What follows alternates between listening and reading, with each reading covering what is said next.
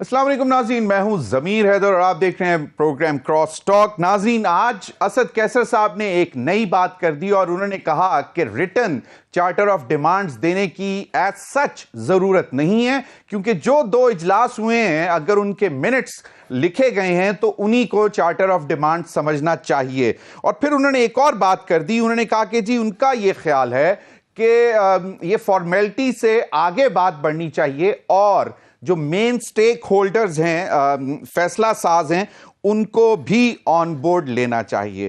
اب اس کو کیا جو سٹارٹنگ پوائنٹ تھا جس میں کہا جا رہا تھا کہ ایک باقاعدہ ریٹن چارٹر آف ڈیمانڈ آئے گا اور اس کے بعد معاملات آگے چلیں گے، لیکن آج کے بیان کے بعد شاید لگتا ہے کہ کچھ اس میں تھوڑا سا مسائل پیدا ہو سکتے ہیں، کیونکہ اگر آپ کو یاد ہو عرفان صدیقی صاحب نے گزشتہ روز ایک سٹیٹمنٹ میں یہ کہا تھا کہ اگر P T I charter of demand باقاعدہ طور پر مذاکرات میں تحریر مطالبات پیش نہیں کرتی تو مشکلات پیش آ سکتی ہیں، اور مذاکرات کے حوالے سے بات کریں گے ناظرین، اور کرم ایجنسی میں جو حالات ہیں ان پر بھی بات کریں گے، اور پروگرام کے آخر میں اکانومی کا جائزہ لیں گے کہ اکانومی ہماری پاکستان کی کس طرف چل رہی ہے۔ ورلڈ بینک کی طرف سے اچھی خاصی رقم $20 ارب جو ہیں اگلے 10 سال کے لیے جو ہیں انہوں نے کمٹ کی ہیں سوشل سیکٹر کی ڈیولپمنٹ میں۔ میں آپ کو پروگرام کے پہلے حصے میں جو ہمارے ساتھ مہمان ہیں ان کا تعارف کرواتا چلوں۔ ہمارے ساتھ موجود ہیں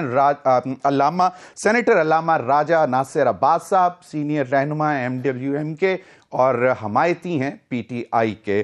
بہت بہت شکریہ علامہ صاحب آپ کے وقت کا۔ علامہ صاحب، اب یہ کچھ صورتحال ہے، اس پر ذرا چل کر بات کرتے ہیں، لیکن میں چاہوں گا کہ اس وقت جو کرم میں جو معاملات ہیں، گزشتہ روز بھی جو واقعہ ہوا آپ کے سامنے ہے، پھر ایک باقاعدہ امدادی سامان لے کر ایک کانوائے نے جانا تھا جس سے پہلے ڈی سی کے کانوائے کے اوپر اٹیک ہو گیا، اور ایک امن معاہدہ بھی ہو چکا ہوا تھا۔ تو یہ کون سے عناصر علامہ صاحب آپ کو لگتے ہیں جو اس امن معاہدے کو جان بوجھ کر جو ہے کہ خراب کرنے کی کوشش کر رہے ہیں، جس میں کہا جا رہا ہے کہ کچھ خوارج یعنی کہ جو باہر سے آ رہے ہیں جن کا کوئی تعلق نہیں ہے اس مخصوص علاقے سے، وہ شامل ہیں؟ علامہ صاحب۔ بسم اللہ الرحمن الرحیم، شکریہ آپ کا۔ دیکھیں، کرم کے جو ایلڈرز ہیں ڈسٹرکٹ کرم کے، اب جنسی نہیں رہا، ضلع بن گئے، انہوں نے اپنے لوگوں کو، عوام کو، قوموں کو، قبائل کو آن بورڈ لے کر سائن کیے اس معاہدے کے اوپر، اور اپیکس کمیٹی نے جو فیصلے کیے تھے ان پر عمل کرنے کے لیے بھی اس کی حمایت کی اور سائن کر دیا، قبول کر لیا۔ صحیح۔ اب اس کے بعد حکومت کی ذمہ داری تھی کہ جو راستے بند تھے اور لوگ پریشان تھے، ان مشکلات کو حل کیا جائے اور کانوائے وغیرہ لے جایا جائے، اس کے بعد راستے کھولے جائیں۔ تو دیکھیں، یہ روڈ بہت اسٹریٹجک ہے۔ یہ کرم جو ہے 3 طرف افغانستان ہے اور بیچ میں کرم ہے یہ، صحیح، اور پاڑا چنار اسٹریٹجکلی بہت اہم ہے۔ اگر یہ روڈ بند ہو تو ہماری جو سر فورسز ہیں بارڈر ایریا کے اندر، ان کی سپلائی لائن بھی کٹ سکتی ہے، اور یہ بہت خطرناک قسم کی صورتحال بن جاتی ہے۔ پھر لہٰذا ضروری ہے کہ اس روڈ کو کلیئر کیا جائے۔ کون لوگ ہیں یہ پاکستان کے دشمن ہیں، آپ انہیں جو نام بھی دیں۔ یہ باقاعدہ کیا اسے کہتے ہیں کہ جب خدا نہ خواستہ اختلافات کا گرد و غبار ہوتا ہے اس میں یہ آ جاتے ہیں اور پھر یہ خطرناک کام کرتے ہیں۔ یہ لوگ بارڈر سے آتے ہیں، سائڈوں سے آتے ہیں، یہاں سے جاتے ہیں۔ آپ دیکھیں ان علاقوں کے اندر باقاعدہ پاکستان کے کراچی سے لوگوں کو لے جایا گیا، تکفیریوں کو، اور وہاں جا کر پریس کانفرنس کرائی گئی ان کی، وہاں پر صحیح، بگن میں۔ تو بگن کے لوگوں، کرم کے لوگوں، باقی لوگوں، عام آدمی وہاں پر امن چاہتا ہے۔ صحیح، لیکن بعض اوقات یہ دہشت گرد اتنے طاقتور ہیں۔ آپ دیکھیں اسی بگن میں کچھ عرصہ پہلے 2 افراد کو پکڑ کر قتل کرنے کے بعد ان کے گلے کاٹے گئے، پھر چند دن پہلے ایک اور بندے کا گلا اسی جگہ کاٹا گیا۔ تو یہ لوگ ایسے ہیں خطرناک قسم کے۔ گلے کاٹنا قبائل کا، یہ جو وہاں کے قبائل ہیں، قبائل میں آپس میں جھگڑے ہوتے رہتے ہیں، لیکن گلے کاٹنا، اس کا یہ توہین کرنا، تحقیر کرنا، یہ نہیں رہتا ہے ان کے اندر، نہیں ہوتا ہے ان کے اندر۔ ایسے عوامل اور عناصر ہیں جو تکفیری ہیں، دہشت گرد ہیں، اور اس خطے کے اندر موجود ہیں اور پاکستان کے اطراف میں موجود ہیں، پاکستان کو ڈسٹیبلائز کرنا چاہتے ہیں، اور ان کے ساتھ آنی سے نمٹنا ہوگا۔ اور یہ پہلے میں نے کہا، یہ روڈ بہت اسٹریٹجک ہے، اس کی بہت اہمیت ہے۔ لہذا اس کو کلیئر کرنا اب ہماری اداروں کی ذمہ داری ہے کہ یہ مٹھی بھر لوگ راستے میں رکاوٹیں کھڑی کریں اور سرکاری افراد کے اوپر حملہ کریں، انہیں زخمی کریں۔ شکر خدا ہے کہ ان کی جان بچ گئی ہے، اللہ تعالیٰ ان کو شفا دے، لیکن یہ گویا منہ چڑھانا ہے ریاست کا اور ہمارے اداروں کا اور حکومت کا، چاہے وہ صوبائی ہو، چاہے وفاقی ہو، چاہے سیکورٹی کے ادارے ہوں۔ بالکل تو ان کے بجا ساتھ فرمایا، باقاعدہ اچھی پلاننگ کے ساتھ کام کرنا چاہیے، لوگوں کو آن بورڈ لینا چاہیے اور اس فتنے کو ہمیشہ کے لیے ختم کرنا چاہیے۔ بالکل بالکل علامہ صاحب، آپ نے بجا فرمایا کہ یہ جو امن معاہدہ ہوا تھا اس کو سیبوٹاج کرنے کی اب باقاعدہ کوشش کی جا رہی ہے۔ اللہ ان کو پوچھے گا اور ہم اللہ کرے پاکستان محفوظ رہے۔ علامہ صاحب، اب تھوڑا سا ذرا سیاسی منظرنامے پہ نظر ڈالتے ہیں، کیونکہ دو اہم ترین اجلاس ہوئے ہیں جو اپوزیشن کے، جس میں آپ بھی موجود تھے اور سنی اتحاد کے لیڈر بھی موجود تھے اور پی ٹی آئی کے بھی لیڈر موجود تھے۔ تو ٹیکنیکلی تو یہ تین جو ہیں وہ جماعتیں ہیں جو اس وقت اپوزیشن کی حکومتی جماعتوں کے ساتھ مذاکرات کر رہے ہیں۔ آج جو میں نے آپ کو اسد کیسر صاحب کی سٹیٹمنٹ بتائی ہے اور عرفان صدیقی صاحب کی سٹیٹمنٹ جو کل انہوں نے دی تھی آپ کی نظر سے گزری ہوگی، آپ کو کیا لگتا ہے کہ اس کے ان سٹیٹمنٹس کے بعد بھی معاملات بہتری سے نپٹائے جا سکتے ہیں؟ دیکھیں، میری آپ کی آواز ذرا مجھے کلیئر نہیں آ رہی تھی، لیکن میں نے سوال سمجھ لیا ہے۔ جی دیکھیں، مذاکرات ایک صبر آزما مرحلہ ہوتا ہے، صحیح، اس میں مختلف نشیب و فراز آتے ہیں، درست۔ اس میں دیکھیں، جب آمنے سامنے بیٹھتے ہیں ایک دوسرے کو اسیس بھی کرتے ہیں۔ میرے خیال میں ان مذاکرات سے حکومت کو بھرپور فائدہ اٹھانا چاہیے، استفادہ کرنا چاہیے، صحیح، چونکہ جہاں تک مذاکرات کا مسئلہ ہے، عمران خان صاحب سے زیادہ یہ خود حکومت کی ضرورت ہے، کیونکہ وہ ملک چلا رہے ہیں، ملک ان کے ہاتھ میں۔ بھی آپ کہہ رہے ہیں جی کہ ہم اکنامیکلی بات بھی کریں گے، پاکستان کے اندر سیاسی بحران ہے، معاشی بحران ہے، سماجی بحران ہے، امن و امان کا بحران ہے، عوام کا اعتماد نہیں ہے سسٹم کے اوپر، لوگوں کی طرف مایوسی اور ناامیدی ہے، دنیا کے بدلتے ہوئے تحولات اور ریجن اور خطے کے، اس میں پاکستان ارریلیونٹ ہے، پاکستان کی ویلیو نہیں ہے، پاکستان کا امیج دنیا میں بہت خراب ہو گیا ہوا ہے، ہیومن رائٹس کے حوالے سے، عوامی، آپ دیکھ لیں جو کچھ پاکستان کے اندر ہوتا رہا ہے۔ تو اس لیے میرے خیال میں اس دلدل میں حکومت پھنسی ہوئی ہے، لہذا حکومت کو استفادہ کرنا چاہیے اس فضا سے کہ جو اپرچونٹی عمران خان نے ان کو دی ہے، وہ پاکستان کو بحران سے نکالنا چاہتا ہے، تو لہذا خان صاحب نے ان کو اپرچونٹی دی ہے، ان کو بھرپور استفادہ کرنا چاہیے، ان کو ڈیمانڈنگ نہیں ہونا چاہیے۔ صحیح، اصل یہ کہ پاکستان کو دلدل سے نکالنا ہے، علامہ اور صاحب جس آپ کو حکومت کے ساتھ عوام نہ ہو، بالکل علامہ صاحب عوام آپ نہ ہو، کو اس کی جڑیں عوام میں نہ ہو، وہ کیسے چل سکتی ہے؟ بالکل صحیح، بیساکھیوں کے سہارے۔ بالکل علامہ صاحب، آپ کو کیوں لگتا ہے کہ حکومت بار بار، یا عرفان صدیقی صاحب بڑے سینئر رہنما آپ کے کولیگ سینیٹر ہیں، وہ یہ کیوں کہہ رہے ہیں کہ اگر جو ہے تحریری مطالبات پیش نہ کیے تو مذاکرات میں مشکلات پیش آ سکتی ہیں؟ اب دیکھیں، تین باتیں وہاں ہو چکی ہوئی ہیں۔ دیکھیں کیا کہ آپ جناب والا 9 مئی کے حوالے سے آپ جوڈیشل کمیشن بنائیں، صحیح، کیونکہ 9 مئی بہت اہم ہے پاکستان کے اندر، اور اس کے اندر باقاعدہ ایک نیریٹو بنایا گیا، پوری پارٹی کو، سیاسی جماعت کو دہشت گرد ڈکلیئر کیا گیا اور لوگوں کو اٹھایا گیا، گرفتار کیا گیا، مارا گیا، پیٹا گیا، تشدد کیا گیا، واقعاً پاکستان کی تاریخ کا بدترین تشدد۔ اور پھر جس نے تو برات نامہ لکھ دیا، بیان دے دیا، اس کو چھوڑ دیا گیا۔ یعنی عجیب تھا کہ یہ اس طرح سے کیا گیا۔ 9 مئی بہت اہم ہے تاکہ پاکستان کی تاریخ میں آئندہ اس طرح کا بھی کوئی حماقت کرنے کی کوشش نہ کرے۔ دوسرا 26 نومبر بہت اہم ہے، 26 نومبر بہت اہم ہے، لہذا وہ ایک بہت بڑا مسئلہ ہے جس نے پاکستان کو دنیا میں بدنام کر دیا۔ بالکل صحیح علامہ صاحب، اور دوسری جو ڈیمانڈ سامنے آئی ہے وہ یہی ہے کہ جناب سیاسی قیدیوں کو سیاسی قیدیوں کو رہا کیا۔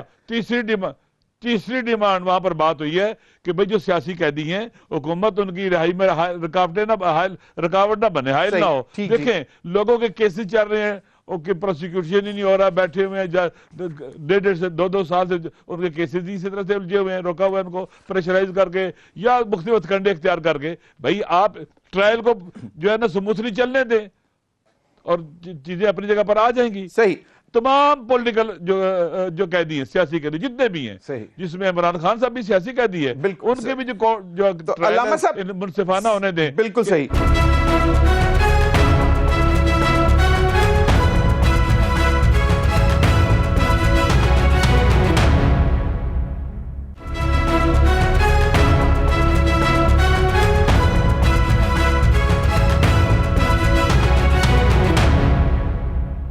علامہ صاحب آپ جو اسد کیسر صاحب نے جی علامہ صاحب جو اسد کیسر صاحب نے جو بات کی ہے کہ جی جو ملاقاتوں کے دوران جو منٹس ریکارڈ ہوئے ہیں انہی کو آپ تحریری مطالبات سمجھیں، تو آپ بھی اس سے اتفاق کرتے ہیں، تو آپ کیا مطلب سمجھتے ہیں کہ پی ٹی آئی ابھی تحریری مطالبات نہیں دے گی؟ میں نے ان کی یہ بات نہیں سنی، انہوں نے کس کنٹیکسٹ میں یہ بات کی میں نے نہیں سنی، صحیح، لیکن میں اتنا کہتا ہوں کہ مطالبات واضح ہیں، معلوم ہیں، پتہ ہیں، صحیح، ٹھیک ہے۔ اور دیکھیں مذاکرات جو ہوتے ہیں نا بہت اہم چیزیں ہوتی ہیں۔ میں آج شملہ معاہدے کو پڑھ رہا تھا، 2 جولائی تقریباً شام تک عصر کو فیصلہ ہو گیا، یہ مذاکرات ناکام ہو گئے ہیں، لیکن اسی رات 12:40 پر سائن ہو گئے، مذاکرات کامیاب ہو گئے۔ دیکھیں یہ مذاکرات، ٹھیک ہے نا، یہ مذاکرات جو ہیں یہ بہت اہم ہے۔ پاکستان یہ نہیں سمجھ لے کہ پاکستان کی بقا کے لیے مذاکرات ہیں، ان کو سمجھنا چاہیے، ہم نے آگے بڑھنا ہے اور پاکستان کو بچانا ہے۔ دیکھیں میں ایک بات اکثر کہتا رہتا ہوں، کبھی بھی ہارڈ پاور اپنے ملک کی سافٹ پاور سے نہیں جیت سکتی، اور سافٹ پاور کے بغیر کبھی بھی ملک مشکلات برداشت نہیں کر سکتا، نہیں جھیل سکتا مشکلات کے مقابلے میں۔ علامہ صاحب آپ نے بجا فرمایا، لیکن یہاں پہ ایک سوال آپ کو چھوڑنا پڑے گا انہیں۔ صحیح، علامہ صاحب یہاں پہ آپ نے بالکل بجا فرمایا، یہاں پہ ایک سوال آتا ہے کہ جتنی دفعہ بھی اسلام آباد کی طرف رخ کیا پی ٹی آئی نے، تو اس میں باقاعدہ ایم ڈبلیو ایم اور سنی اتحاد آن گراؤنڈ موجود نہیں تھی، لیکن مورل سپورٹ تھی آپ کی، یہ بات تو واضح ہے نا؟ دیکھیں میری بات سنیں، یہ احتجاجات کے حوالے سے ہم ساتھ تھے، میں تو خود شریک ہوتا رہا ہوں اس میں، 4 اکتوبر میں خود تھا اس میں، تو میں پاکستان سے باہر زیارتوں پہ گیا ہوا تھا، وہاں چلا گیا، میں خود سامنے ہوتا ہوں، موجود ہوتا ہوں۔ صحیح، نہیں لیکن باقاعدہ کال تو نہیں آپ اپنے ورکر سپورٹر کو دیتے نا؟ دیکھیں اس کے لیے ہمارے لوگ آتے ہیں اپنی شناخت کے ساتھ نہیں، لیکن سارے آتے ہیں، موجود ہوتے ہیں، ایسا نہیں ہے۔ دیکھیں چیزیں بدل چکی ہیں، چینج آ چکی ہے، یہ اتنا بڑا چینج ہے پاکستان کے اندر، اگر ہمارے حکمران اس کو نہیں سمجھیں گے تو مس کیلکولیشن کریں گے، بڑے غلط فیصلے کریں گے، جیسے پہلے کر چکے ہیں یہ۔ صحیح، علامہ صاحب اب مجھے بتائیں کہ آپ 2 نشستوں میں موجود تھے مذاکرات کی، حکومتی جو کمیٹیاں تھیں ان کے آپ کو باڈی لینگویج کیسے لگی؟ انڈرسٹینڈ کر رہے تھے آپ کی چیزوں کو؟ وہ آپ کو لگتا ہے کہ وہ کچھ بہتری کی طرف کرنا چاہتے ہیں؟ کیونکہ عرفان صدیقی صاحب کی سٹیٹمنٹ آتی ہے تو پھر شک ہم میں ہو جاتا ہے، خواجہ آصف صاحب کہتے ہیں کہ ہمیں تو اس میں سے کچھ نکلتا نظر نہیں آتا، اور وہ پھر کہتے ہیں کہ جی تھوڑا سا مطلب دھیان بھی رکھنا۔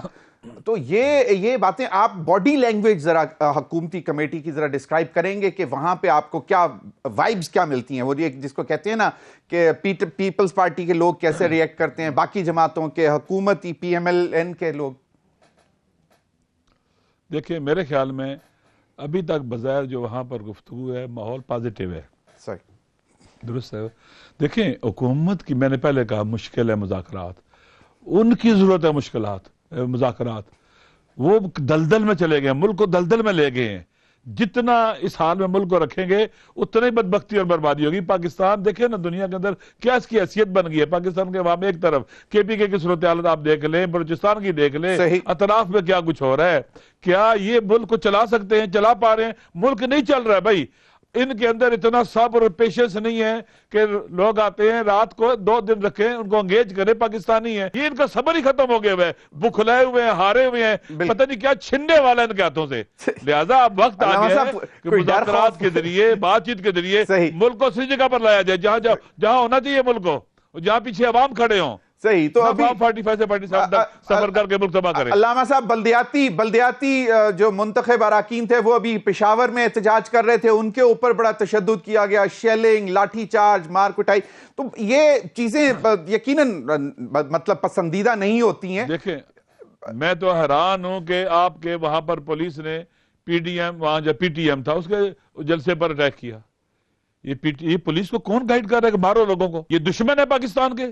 صحیح، جب آپ پاکستان کے باوقار شہریوں کو دہشت گرد بنائیں گے کہ یہ غدار ہیں، یہ اعجاز چودھری دہشت گرد ہے، غدار ہے، ڈاکٹر یاسمین راشد دہشت گرد ہے، غدار ہے، باقی محمود قریشی صاحب، شاہ محمود قریشی وہ غدار ہے اور دہشت گرد ہے، سارے اسی طرح سے بنا دیں، جو بھی پولیٹیکل ورکر ہے سارے کے سارے غدار وطن ہے اور دہشت گرد ہے۔ یہ کیا ماحول بنایا انہوں نے؟ ایسے پاکستان چلے گا؟ بالکل صحیح، بالکل صحیح۔ سر آپ علامہ صاحب آپ مجھے بتا رہے تھے کہ جو حکومتی جماعت ہے اس میں سے میرا سوال تھا کہ باڈی لینگویج لوگوں کی کیسی تھی، مطلب لگتا تھا کہ، اور دوسرا میرا یہ سوال ہے کہ کچھ لے دے کے چکر میں یہ 3 ڈیمانڈز میں سے کوئی پیچھے ایک قدم کیا جا سکتا ہے آپ لوگوں کی طرف سے یا نہیں؟ دیکھیں اس میں کون سی پیچھے جائے بھائی، دیکھیں یہ چیزیں ایسی ہیں، یہ حل ہونے چاہیے، کیا سیاسی قیدی رہا نہیں ہونے چاہیے، اس سے کیا پیچھے ہٹیں گے؟ ٹھیک جی، جوڈیشل کمیشن اب تو عدالتیں بھی ان کی اپنی ہو گئی ہیں علامہ صاحب، لیکن جب مذاکرات کی میز پر بیٹھتے ہیں تو کچھ لے دے کی بات ہوتی ہے نا، جب مذاکرات کی ٹیبل پہ آپ بیٹھتے ہیں تو پھر کچھ لے دے کی بات ہوتی ہے، میں اس حوالے سے پوچھ رہا تھا جی۔ لے دے یہی ہو سکتا ہے، کیا ہو سکتا ہے کہ اس میں کون سی چیز چھوڑنے والی ہے؟ کیا سیاسی قیدیوں کی رہائی ہمارا مطالبہ نہیں ہونا چاہیے؟ میں تو کہتا ہوں جو پارٹی بھی اپنے آپ کو سیاسی کہتی ہے اس کا یہ مطالبہ ہونا چاہیے کہ سیاسی قیدیوں کو چھوڑا جائے۔ یہ پولیٹیکل ورکر یہ ملک کے لیے بہت بڑا سرمایہ ہوتے ہیں، ٹھیک، ان کی وجہ سے ملک کے اندر رواں جمہوریت چلتی ہے اور آگے بڑھتی ہے، ملک آگے بڑھتا ہے، یہ سب کا مطالبہ ہونا چاہیے۔ کیا اتنے لوگ جو مارے گئے ہیں، قتل ہوئے ہیں، یا 9 مئی کا جو مسئلہ بنایا ہے، اس کو حل کرنا چاہیے نہیں کرنا چاہیے؟ بالکل سر، حل ہونا چاہیے، ایک زخم کے طور پر یہ رستہ رہے اور گہرا زخم بنتا رہے۔ میرے خیال میں حکومت کو اس میں آ جانا چاہیے، مرہم رکھنی چاہیے، بالکل صحیح۔ کمیشن بنائے، ججز بھی، آپ ججز بھی انہی کے کنٹرول میں، سب کچھ انہی کنٹرول میں، آئینی عدالت بھی، سپریم کورٹ بھی، کوئی ہے جو ان کے ہاتھ سے نکل گئی ہو، سب کچھ ان کے ہاتھ میں، تو یہ کر سکتے ہیں، کرنا چاہیے۔ اچھا علامہ صاحب، ابھی کیوں اگر فرار کریں گے، تو کیوں بکھلائے ہوئے ہیں؟ اس مقبوضہ عدلیہ سے بھی بکھلائے ہوئے ہیں، عجیب ہے۔ علامہ صاحب، اب ایک صورتحال یہ ہے کہ 31 جنوری تک کی ڈیڈ لائن ہے اور ابھی بھی سول نافرمانی کی کال وہیں پر ہے، جس میں ترسیلات زر کے حوالے سے کہا ہے کہ فارمل چینل سے جو ریمیٹنسز ہیں پاکستانی اوورسیز پاکستانی نہ بھیجیں۔ اگلے روز شیخ وقاص اکرم صاحب نے واضح طور پر کہہ دیا کہ اگر کل، جس کی بھی ابھی اطلاع ذرائع کے حوالے سے ہے کہ شاید کل جو فیصلہ آنا تھا 190 ملین پاؤنڈ کے حوالے سے وہ شاید مؤخر ہو جائے، تو وہ کہہ رہے تھے کہ جی اگر ہم اس کے باوجود اگر سزا ہو بھی جاتی ہے، مذاکرات جاری رکھتے ہیں، تو حکومت کو بڑا دل کر ہماری سول نافرمانی کال کو بھی ڈائجسٹ کرنا چاہیے، اس کو بھی ہضم کرنا چاہیے۔ تو کیا ایم ڈبلیو ایم اور سنی اتحاد پی ٹی آئی کے اس مطالبے پر ساتھ کھڑے ہیں؟ دیکھیں، مذاکرات کا آغاز کمیٹی بنانے والا عمران خان ہے، ان کی اپنی ایک اسٹریٹجی ہے اور ہم عمران خان کی اسٹریٹجی میں اس کے ساتھ ہیں۔ ہمیں کسی قسم کی ایمبیگوٹی نہیں ہے، وہاں نہیں ہے۔ حکومت حکومت کے کورٹ میں ہے، یہ ایسا ماحول بنائے تاکہ وہ کال جو ہے نا آف ہو جائے۔ حکومت کو چاہیے سہولتیں فیسیلیٹیٹ کرے، اچھا گڈ جسٹر دکھائے، جیسے پنجاب کے اندر ایم این ایز کو، ایم پی ایز کو اٹھاتے ہیں، تکلیف دیتے ہیں، پریشان کرتے ہیں، پریشرائز کرتے ہیں، ان کے کاروبار تباہ برباد کرتے ہیں۔ یہ کام بند کر دیں، پریشرائز کرنا، زبردستی سے کہا جاتا ہے استعفے دو، تم اپنا پروڈکشن آرڈر جاری کر دیں۔ طارق چودھری صاحب کا سینیٹر ہے، باوقار سینیٹر ہے، ڈاکٹر یاسمین راشد صاحب، دیکھیں نا، یہ اپنا اچھا جسٹر دکھائے، سی بی ایمز ہوں، ان کے پاس یہ چیزیں ہیں، نہ کریں ان کاموں کو۔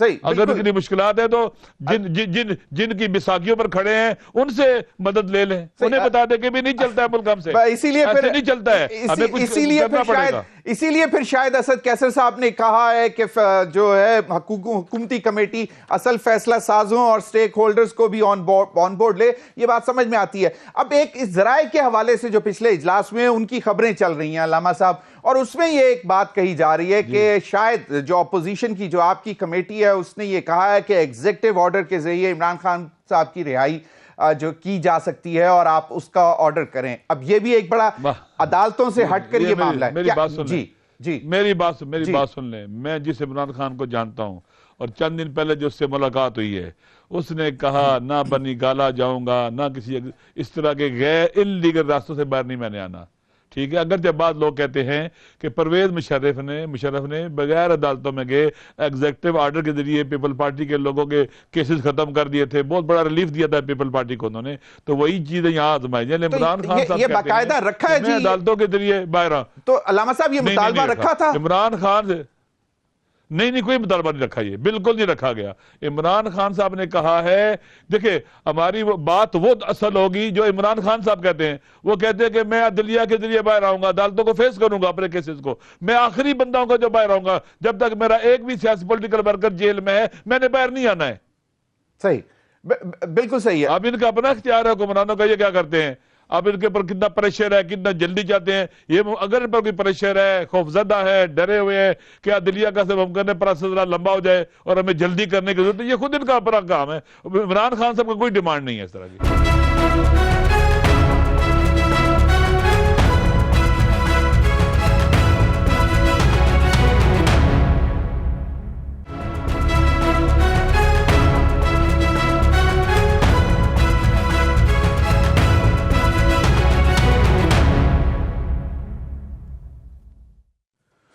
ویلکم بیک ناظرین ہمارے ساتھ موجود ہیں ڈاکٹر عابد قیوم سلیری صاحب, سینئر اکانومسٹ ہیں اور ایگزیکٹو ڈائریکٹر ہیں سسٹینیبل ڈیولپمنٹ پالیسی انسٹیٹیوٹ کے. بہت بہت شکریہ ڈاکٹر عابد قیوم سلیری صاحب آپ کے وقت کا. ناظرین ہمارے ساتھ موجود ہیں ڈاکٹر خاقان نجیب صاحب, سینئر اکانومسٹ ہیں, سابق ایڈوائزر رہے ہیں منسٹری آف فائنانس کے. ڈاکٹر صاحب آپ کا بھی بہت بہت شکریہ. میں آغاز کرنا چاہوں گا ڈاکٹر عابد قیوم سلیری صاحب سے. ڈاکٹر عابد صاحب, سر دو چیزیں ہوئی ہیں, ایک ورلڈ بینک کی طرف سے ہی, ایک تو یہ کہ $20 ارب کا آئندہ 10 سال کے لیے سوشل سیکٹر ڈیولپمنٹ پروگرام کے لیے انہوں نے ایئر مارک کر دیا $20 ارب, اور ایک تو یہ. دوسری جانب وہ باقاعدہ طور پر کہتے ہیں کہ جناب پچھلے یہ جو 2024 تھا اس میں 7% جو ہے پاورٹی میں انکریز آئی ہے. تو یہ معاملہ بھی ہے, اور وہ جو بھی انڈیکیٹرز جن کے لیے وہ پیسہ دے رہے ہیں وہ سارے سوشل سیکٹر کے لیے, ہیلتھ, ایجوکیشن, کلین واٹر اور وہ سیوریج اور وہ سارا وہ اس کے لیے. تو یہ اس کو بریدر سمجھنا چاہیے ہمیں پاکستان کی معیشت کے لیے. جی شکریہ. سب سے پہلے تو جو ورلڈ بینک کا یہ جو انہوں نے نیا اسٹریٹجی پارٹنرشپ پروگرام جو دیا ہے, جو کہ عام طور پہ 5 سال کا ہوتا ہے, اس دفعہ 10 سال کا ہے, یہ انڈیکیٹو لون ہے, یہ کوئی کمیٹڈ لون یا کمیٹڈ پروگرام نہیں. یہ ایک اینولپ سائز ہے جس کو پاکستان اگلے 10 سالوں میں, یعنی اگر آپ دیکھیں کہ یہ ہر سال بھی ملتا رہے تو $2 بلین پر اینم ہے, اور اگلے 10 سالوں میں پاکستان کو اس میں 6 ایریاز میں سوشل سیکٹر میں اپنے پروگرام بنا کے دینا ہوگا. لیکن اس میں جو بڑی امپورٹنٹ چیز ہے اس سارے ڈاکومنٹ میں وہ یہ ہے کہ یہ جو فنڈنگ ہے یہ ڈپینڈ کرتی ہے پاکستان کی سٹینڈنگ اینڈ پرفارمنس پہ, اور یہ ڈپینڈ کرتی ہے including with respect to sustainable development finance policy اور ڈیٹ ولنریبلٹی انڈیکیٹرز. یعنی پاکستان کا جو ڈیٹ ہے اس کو اتارنے کی کیا اسٹریٹجی ہے, پاکستان سسٹینیبل ڈیولپمنٹ فائنانس پہ کیا اسٹریٹجی لے کے آ رہا ہے, اور پاکستان کی اپنی پرفارمنس جو ہے وہ کیسی ہے. تو ایک خوشائند بات ہے کہ ورلڈ بینک نے ایک اپر لمٹ ایک جو ہے وہ بتا دی. اس کے ساتھ اگر آپ اسی ڈاکومنٹ میں دیکھیں تو کوئی $20 بلین کی پرائیویٹ سیکٹر سے فنڈنگ موبلائز کرنے کا ذکر بھی ہے, جس میں کہ ورلڈ بینک کا ہی ایک کام ہوتا ہے, IFC وہ ایک رول پلے کرے گا. لیکن یہ ساری کی ساری انڈیکیٹو فنڈنگ ہے, اور یہ اب ہم پہ ڈپینڈ کرتا ہے کہ ہم اپنے باقی انڈیکیٹر کتنے درست رکھتے ہیں, ہم اپنے قرضوں کی ادائیگیاں کتنے ٹائم پہ کر رہے ہوتے ہیں, رول اوورز, تاکہ اس میں ولنریبلٹی نظر نہ آئے, اور جو ہماری پرفارمنس ہے اسپیشلی IMF پروگرام میں اور باقی جو ہماری کمٹمنٹس ہیں ان پہ ہم کیسے پورا اترتے ہیں. صحیح. ڈاکٹر خاقان نجیب صاحب آپ اس پر بھی کمنٹ کر دیجیے گا. اور دوسرا اڑان پاکستان پروگرام ہمارے سامنے آیا ہے, پہلے ویژن 2025 آیا تھا, اب یہ اڑان پاکستان پروگرام ہمارے سامنے آیا ہے. 5 ایز فریم ورک کے تحت پاکستان کو آگے لے کر جانے کی بات کی جا رہی ہے. پھر پلاننگ کمیشن نے ایک رپورٹ بھی جاری کی ہے جس میں انہوں نے کہا ہے کہ جی سالانہ 15 لاکھ نوکریاں جو ہے وہ دینا پڑیں گی بے روزگاری کو ختم کرنے کے لیے, اور پھر یہ سارے معاملات ہیں. دوسری جانب ورلڈ بینک یہ بھی کہہ رہا ہے کہ 7% پاورٹی میں انکریز ہوئی ہے, جو بلو پاورٹی لائن سے لوگ رہ رہے تھے ان میں انکریز ہوا ہے پچھلے سال. تو ان ساری چیزوں کو دیکھ کر سلور لائننگ کہیں پہ. So quick comment on the world bank. دیکھیے اس میں سے جو $20 ارب ہے اس میں سے ایک تو یاد رکھیے کہ ایک آئیڈا کا لون ہوتا ہے, وہ کنسیشنل لون ہوتا ہے جو $14 ارب کا ہوگا, اور ریمیننگ 6 بلین جو ہے وہ تھرو مور ایکسپینسو ونڈو جو IBRD کی ونڈو کہلاتی ہے. سو میں زیادہ سے زیادہ $14 بلین پہ ریلائی کرنا چاہیے. ایک بات अच्छी बात है कि चलें एटलीस्ट हम टारगेट सेट कर रहे हैं कि 10 साल बाद जो चाइल्ड स्टंटिंग है, अगर आप इसी डॉक्यूमेंट को पढ़ें तो वो 30% पे जाने की, और जो लर्निंग पावर्टी है जो पाकिस्तान की बहुत हाई है उसको 60% पे लाने की बात हो रही है. हेल्थ, एजुकेशन एंड एनवायरनमेंट, ये 3 एस्पेक्ट चूँकि ऑब्वियसली सोशल एंड एनवायरनमेंट से जो है एक ऐसे सेक्टर्स हैं, क्लाइमेट टेक्स सेंटर स्टेज, सो इस पे है. हमने बहुत सी कंट्री पार्टनरशिप्स देखी हैं. अभी तक तो चाइल्ड स्टंटिंग बढ़ रही है. एजुकेशन में 2.5 करोड़ 3 करोड़ बच्चा अभी भी 2.5 से 3 करोड़ बच्चा अभी भी स्कूल से बाहर है, और पावर्टी जो है पिछले 1 साल में बढ़ी है बिकॉज इन्फ्लेशन बढ़ी है मुल्क की. सो उससे आप आगे चलें टाई अप करते हुए आपके सेकंड क्वेश्चन को, वो ये है कि और प्रोजेक्ट्स रखना जैसे डॉक्टर साहब ने फरमाया बहुत ज़रूरी है. ये भी याद रखिए 10-11 अरब डॉलर आपने जिनीवा में कमिट किए थे, पर अगर एक्चुअल उसकी डिसबर्समेंट देखेंगे तो far less then what was committed there, because हम वो प्रोजेक्ट नहीं रख सके. सो ये डिपेंड करेगा कि क्या प्रोजेक्ट्स बनते हैं, ये फंडिंग कैसे आगे चलती है.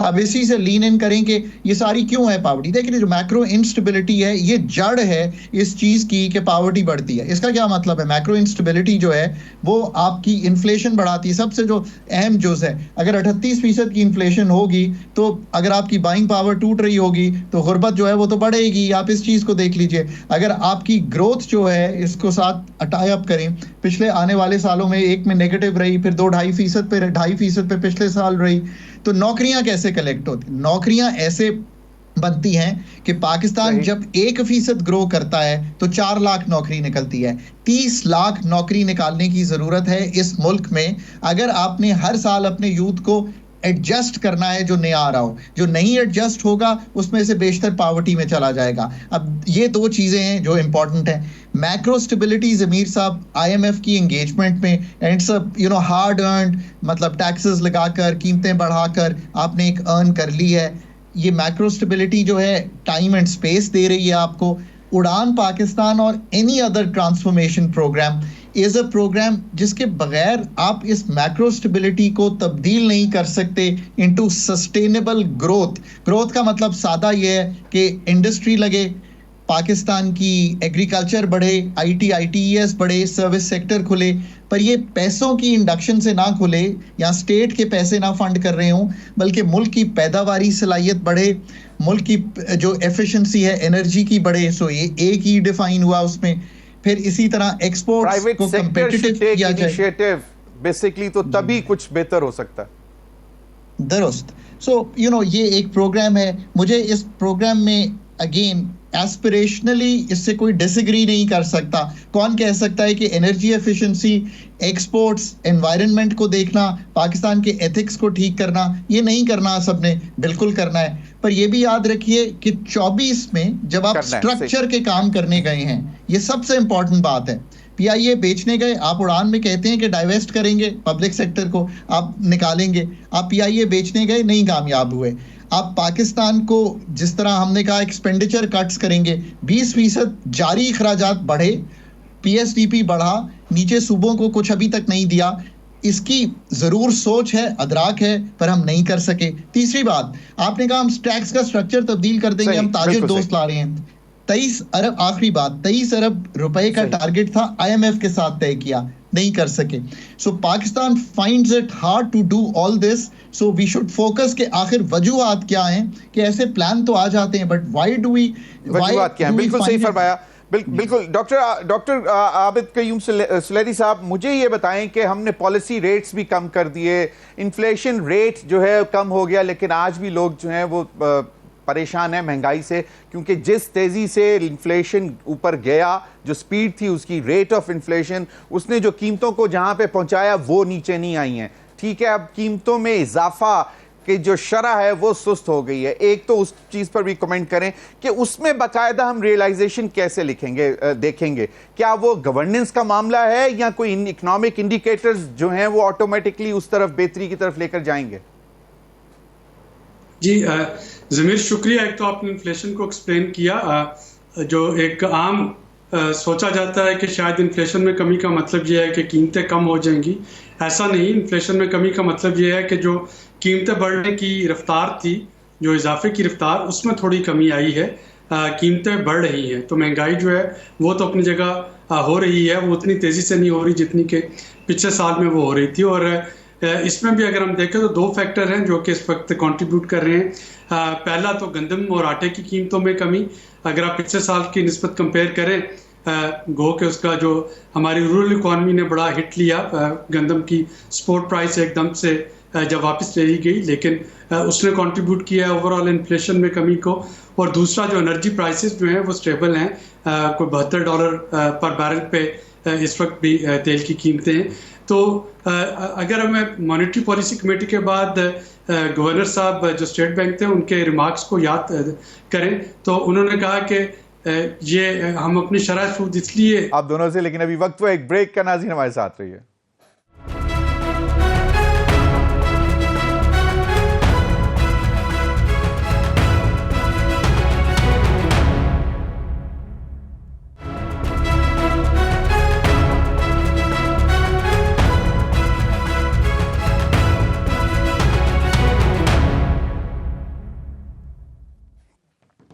वेलकम बैक नाज़रीन। डॉक्टर खाकान नजीब साहब, एक तो स्टॉक मार्केट माशाल्लाह हमारी बहुत अच्छा परफॉर्म कर रही है। कुछ लोग हमें बताते होते थे कि बाहर का जो इन्वेस्टर है वो आपकी स्टॉक मार्केट को ऐसे देखता है कि जैसे ये विंडो है आपकी इकोनॉमी की, और फिर वो प्लान करता है इन्वेस्ट करने का।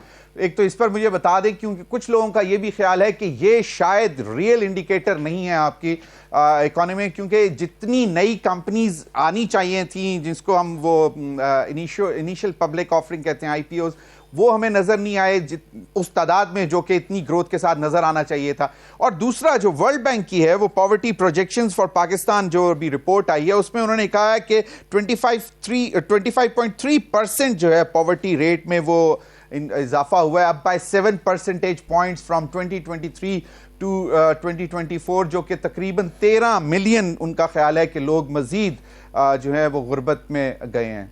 डॉक्टर खाकान नजीब साहब। पहले तो मार्केट पे बात कर लेते हैं। 2023 मार्केट जो थी वो 40-50 हजार का इंडेक्स था। जो प्राइसेस थी इतनी नीचे चली गई थी कि प्राइस टू अर्निंग्स जो थी वो $3 के करीब आ गई थी पाकिस्तान की। ठीक, अब यहाँ से मार्केट डिफॉल्ट लेवल पे ट्रेड कर रही थी, people were pulling out of the market. उसके बाद एक तकवीयत मिलती है मैक्रो स्टेबिलिटी को, और जो डिफॉल्ट के बादल हैं वो छट जाते हैं, और IMF का एक 9 मंथ प्रोग्राम होता है, वो फिर उसके बाद 3 साला प्रोग्राम में तब्दील होता है। तो जो इन्वेस्टर है उसने ये सोच लिया है कि जो नेक्स्ट 2 to 3 years हैं, अगर फंड का प्रोग्राम इंटैक्ट रहता है, are the years where there will be more investment in this country. जो डेट है वो रिप्रोफाइल हो गया है। एक्सटर्नली भी जो चैलेंज है वो बेहतर इसलिए हो गया है कि तेल जो है $72 पे आ गया है, ना कि $90 पे है। इस सब को लेकर, और जो हिस्सेस की कीमतों में बहुत ही गिरावट आ गई थी, प्लस जो पॉलिसी रेट नीचे आया तो लिक्विडिटी बेहतर हुई। इन सब को अगर आप देखिए, मैं और भी फैक्टर्स गिनवा सकता हूं, तो मार्केट ने री-रेट किया है 5 से 6 के पीई को। पाकिस्तान की मार्केट 6 और 7 के पीई पे ट्रेड करती है। मार्केट अब मोर नॉर्मल हो गई है। ये हुआ है स्टॉक मार्केट से। क्यों हम कहते हैं कि ये इतनी रिप्रेजेंटेटिव नहीं है? क्योंकि देखेंगे 2-1 लाख के करीब इन्वेस्टर है इसमें। पाकिस्तान की तो 25 करोड़ की आबादी है, तो good luck to 200,000 people plus their families. आप 5 से मल्टीप्लाई कर रहे हैं तो ये 10 मिलियन, ये मिलियन बन जाएगा जो ओवरऑल इम्पैक्ट है। Good luck to those people. ये कहना कि बिल्कुल मार्केट रिप्रेजेंटेटिव नहीं है, ये बात सही नहीं है। देखिए ना, अगर गैस की कीमतें बढ़ी हैं तो गैस के सुई कंपनीज की प्रॉफिटेबिलिटी बेहतर हुई है। ये तो है इसकी ये इस वक्त सूरत हाल। सो इसको इस तरह लेना चाहिए कि there is some reflection of the macro stability and N improved investor confidence in the country कि ये हुआ है। सो इसको रद्द कर देना भी ठीक बात नहीं होगी। एक तो ये बात बिल्कुल क्लियर है। सही।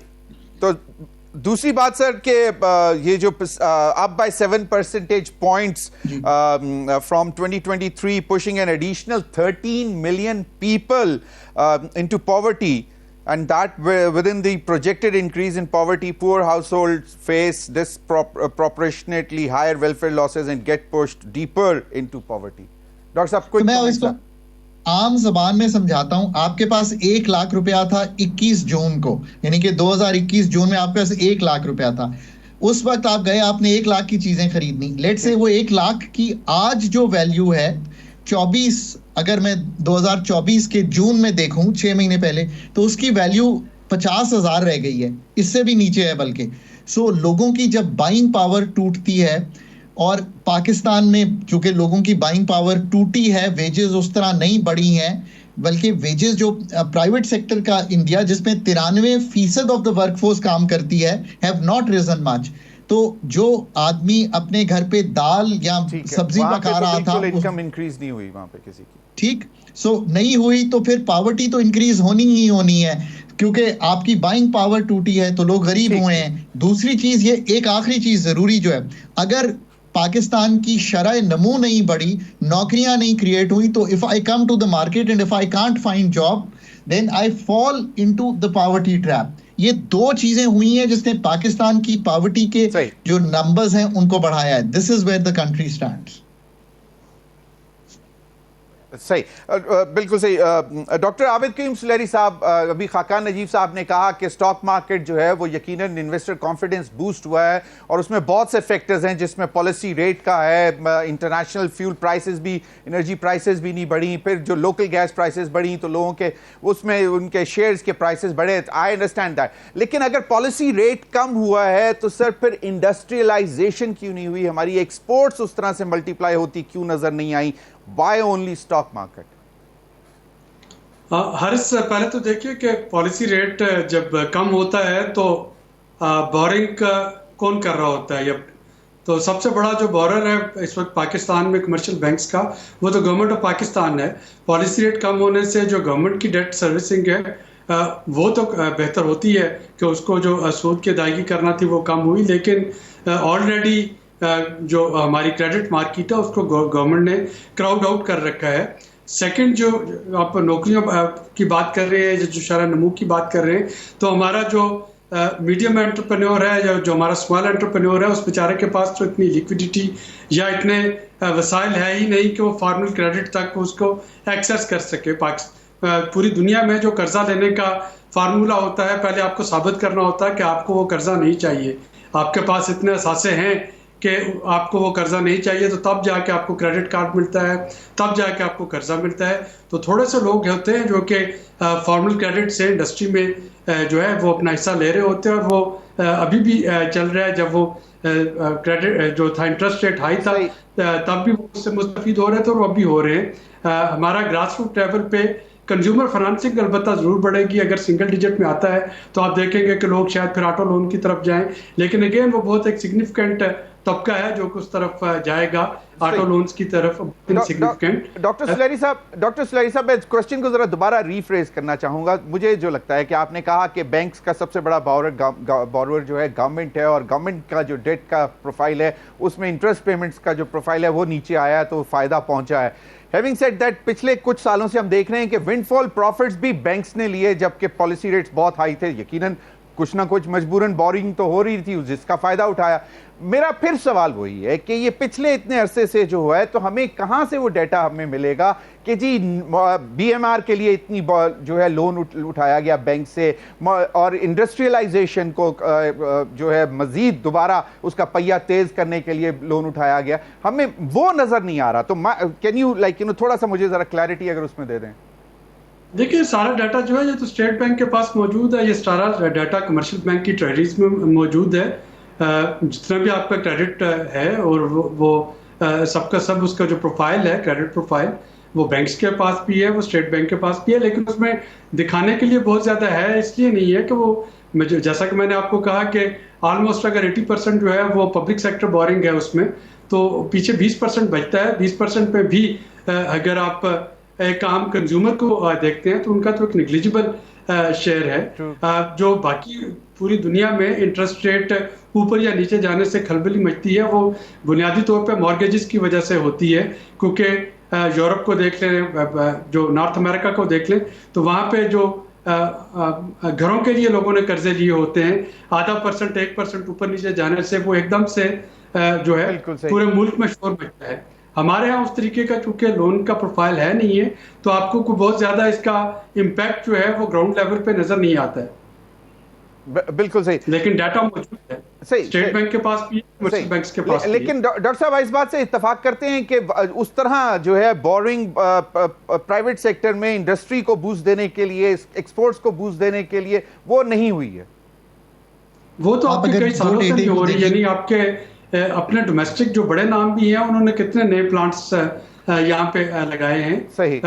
हमारा अगर आप एक आम पाकिस्तानी के हवाले से देखें तो या उनके लिए रियल एस्टेट थी या उनके लिए डॉलराइजेशन थी, तीसरी तो कोई ऐसी चीज है नहीं थी काफी जिसमें वो बिल्कुल सही इन्वेस्ट कर रहे हो। बिल्कुल तो अब अगर जी बिल्कुल सही। डॉक्टर खाकान नजीब साहब, final comment on this sir. एक तो ये मुझे सर थोड़ा सा आप भी अगर इस पर रोशनी डाल दें कि कहाँ पे लैग कहाँ पे कर रहे हैं, क्या पॉलिसीज उस तरह की मजबूत नहीं अभी तक हमारे सामने आई कि जो इंडस्ट्री बंद हुई है उसको दोबारा खड़ा किया जा सके। अब कोशिश तो है कि एनर्जी सेक्टर के जरिए दोबारा पुश दिया जा सके, गैस की कीमतें कम की गई, और अभी जो विंटर पैकेज है बिजली का उससे कहा जा रहा है कि शायद हमारी इंडस्ट्री को भी फायदा पहुंचा है। तो आपको क्या लगता है कि ये पॉलिसी डिसीजन में की कमजोरी है या अभी तक कोई इस किस्म की हम पॉलिसी नहीं ला सके कि इंडस्ट्री फायदा उठाती है?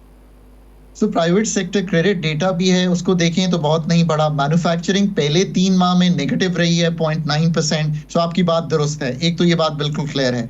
अब यह है कि क्यों नहीं ऐसा हुआ, देखें इसको समझने के लिए तो हमें ये देखना पड़ेगा कि एक मुल्क जिसमें मैक्रो इंस्टेबिलिटी रही हो, जो डिफॉल्ट के दहाने पर 2023 में खड़ा हो, उसमें इन्वेस्टमेंट लाना, public sector, private sector and FDI, ये तीनों मुश्किल रहा है, इस वजह से नहीं हुआ। आप दोनों हज़रात का बहुत बहुत शुक्रिया। नाज़रीन अब तक के लिए इतना ही, इजाजत दीजिए, अल्लाह हाफिज।